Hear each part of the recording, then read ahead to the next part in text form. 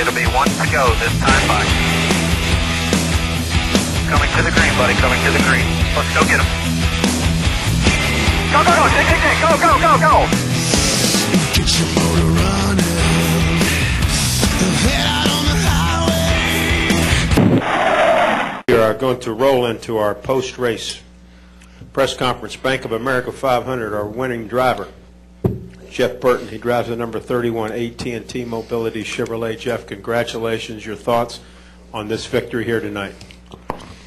Well, obviously it's a big night for us. You know, Scott Miller did a great job, made that call there at the end. That's what won the race. More importantly, you know, they got the car. The last two runs, the car was the best it was all night. We went up and passed Biffle for the lead, and then, you know, never gave it back. So came on pit road, and the guys did a great job with fuel.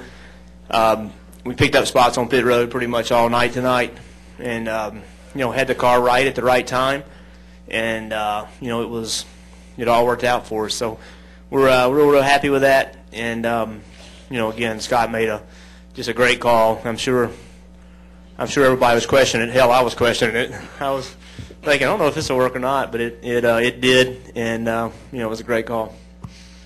Scott, you did make some good calls out there tonight, some gutsy calls. Talk about them.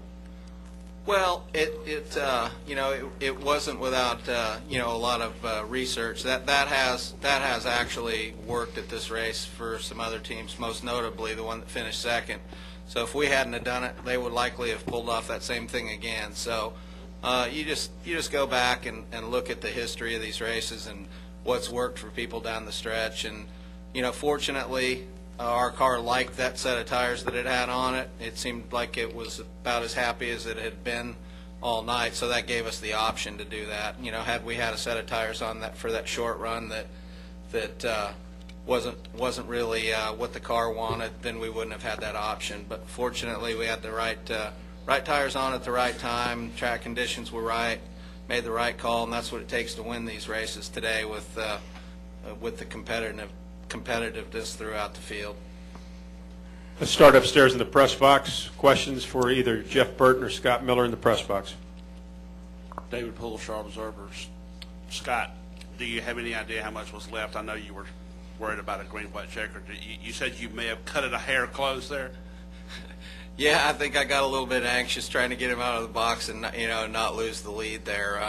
The numbers showed we had enough to make it with the laps we had remaining, but I would have been really nervous on green-white checkered deal, and I was trying to give ourselves that flexibility, but I got a little quick on the trigger there sending him.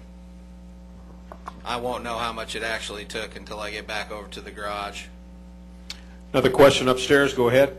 Nate Ryan, USA Today. Jeff, in victory lane, you were saying that all the other guys have a tremendous amount to lose, and you guys have nothing to lose. 2 years ago, you left here with the points lead, and then obviously whatever happened at Martinsville happened.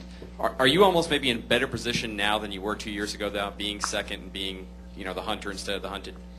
Well, I'd rather have the lead. I mean, I think that the only reason you will want the lead is because you're messing yourself up in your head. I mean, you know, if somebody give us 100 points a day, I'd take them, and you know, having 100 points ain't gonna make us run poorly in Martinsville. You know, that's not going to determine our level of success.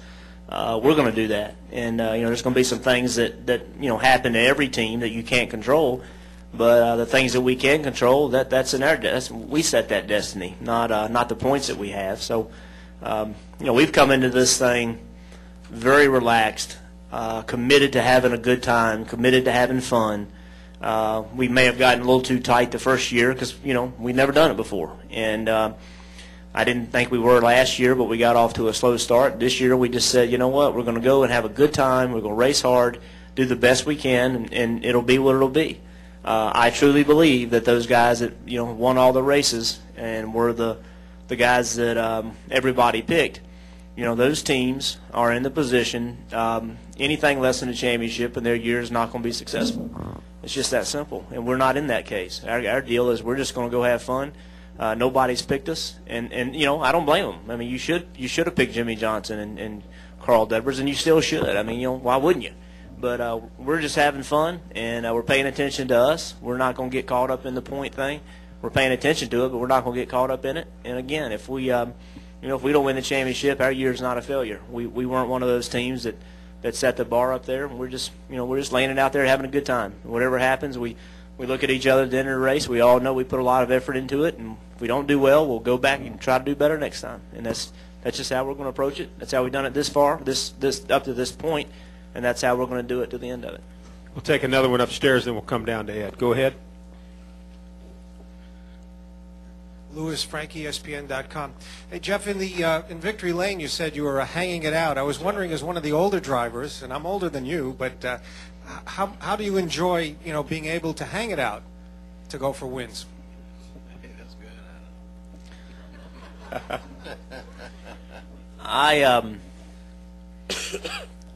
No one's ever proven to me why you can't do at 41 what you could do at 23, and if you convince yourself you can't, then you can't. Lay Mark Martin up in a 21-year-old race car and see what that 21-year-old thinks when he gets back out of it. And that's just, it is what it is. We're lucky to be in a sport that you can be successful in your 40s. You can convince yourself you're too old to do it, and trust me, a lot of people will try to convince you you're too old to do it. But there's with age comes a lot of advantages too, and we'll try to take those advantages every chance we get.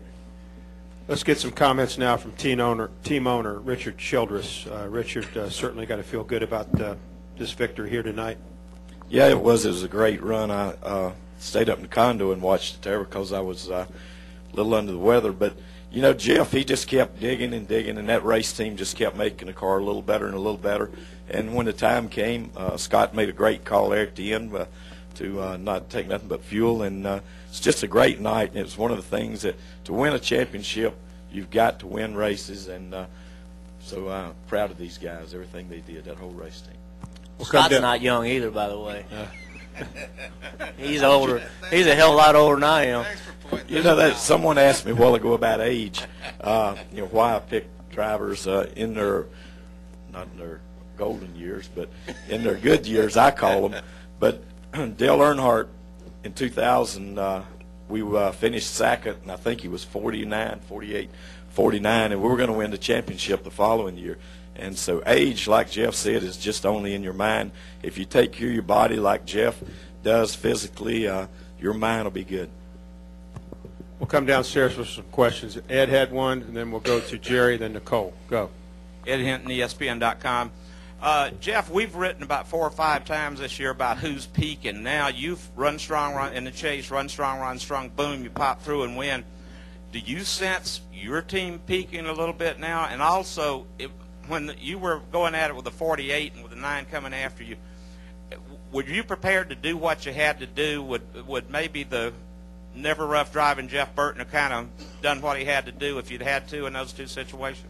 I don't change the way I drive because of the situation we're in. I mean, I'm going to drive hard, but I'm going to race clean, and that's what I'm going to do. And I've tried to stick with that my whole life, and I'm not going to intentionally change it now. So, I was prepared to do what I had to do to win the race and drive as hard as I could drive, but I'm not prepared to lay a fender to somebody and knock them out to win the race. And by the way, doing that means that they probably won't do that to you too. So, it's a two-way street, and I've won plenty of races because I had that consideration returned to me. Tonight Jimmy was on the inside of me, and he could have easily, I could have easily got pointed in the wrong direction. So, that's how I try to race, and I make mistakes, but I try to race like that. As far as peaking, I mean, you guys have heard me say this before. Momentum, I think, is a highly overused word. Momentum doesn't create success. Success creates momentum. It's the other way around. And a lot of people think there's this magical swirling ball above their head, and if it's swirling in the right direction, they're gonna win races. It doesn't work like that. A good effort, dedication, skill level, all those things are what make you win races, and doing it at the right time. And people that have momentum because they're doing a good job. They don't have momentum because, the great ball above their head said, okay, now you can win. You create that. It doesn't just happen.